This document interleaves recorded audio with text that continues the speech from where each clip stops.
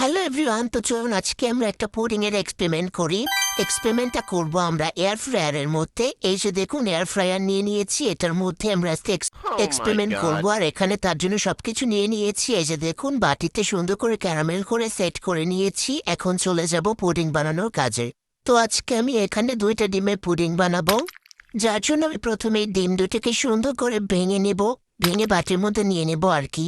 তারপরে দিয়ে দেব পরিমাণ মতো লবণ। লবণ দিয়ে ডিম দুটোকে সুন্দর করে ফেটিয়ে নেব, একদম ভালো করে ফেটাতে হবে।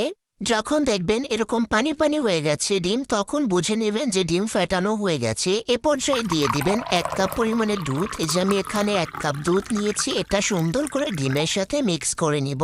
সুন্দর একটা ফ্লেভার আনার জন্য আমি এখানে দিয়ে দিয়েছি পাউডার মিল্ক। আপনারা চাইলে এটা স্কিপও করতে পারেন, বাট দিলে ভালো হয়। তো আমি এটা এখন সুন্দর করে মিক্স করে নিব দুধের সাথে। এরপরে দিয়ে দিব চিনি, এখানে পরিমাণ মতো চিনি দিয়ে দিতে হবে। এ পর্যায়ে আমার পুডিং এর বেটার রেডি হয়ে গেল, আর আমি এটা বাটির মধ্যে ঢেলে দিলাম। এখন আমি এটা এয়ার ফ্রায়ারে নিয়ে গেলাম, যেখানে আমি আগে পানি দিয়ে রেখেছিলাম। আমি এখানে প্লেটটা বসিয়ে বাটি দিয়ে দিলাম। এখন তো আমার ভয় লাগতেছে, জানি না কি হয়। তো চলুন দিয়ে দেই এয়ার ফ্রায়ারের মধ্যে। দিয়ে দিলাম। এখন আমি সবকিছু সেট আপ করে নেব। এখানে টাইম সেট করতে হবে। তো চলুন 20 মিনিট দিয়ে দেই, আশা করি 20 মিনিটের মধ্যে হয়ে যাবে। তো এখানে আমি পুডিংটা বসিয়ে দিয়ে দাঁড়িয়ে দাঁড়িয়ে ভাবছিলাম, এখন যদি ব্লাস্ট হয়ে যায় তাহলে তো আমি শেষ। তো দেখলাম না, কিছু হচ্ছে না। তো এবারের মতো বেঁচে গেলাম। চলুন অপেক্ষা করি, দেখি কি হয়। এই তো দেখুন, নামিয়ে নিচ্ছি পুডিং। ওয়াও, মাশাল্লাহ, অনেক সুন্দর হয়েছে। দেখুন, কাঠি দিয়ে দেখাচ্ছি, কিচ্ছু নেই, মাশাল্লাহ হয়ে গেছে। এখন ঠান্ডা করে ফ্রিজে রেখে দেই। তো এই তো ফ্রিজ থেকে বের করে নিয়ে এসেছি। এখন কাটার পালা, আল্লাহ জানে কি হবে গাইস, আমার তো ভয় লাগতেছে। তো দেখুন, বলতে বলতে আমরা কত সুন্দর পুডিং বানিয়ে ফেলেছি।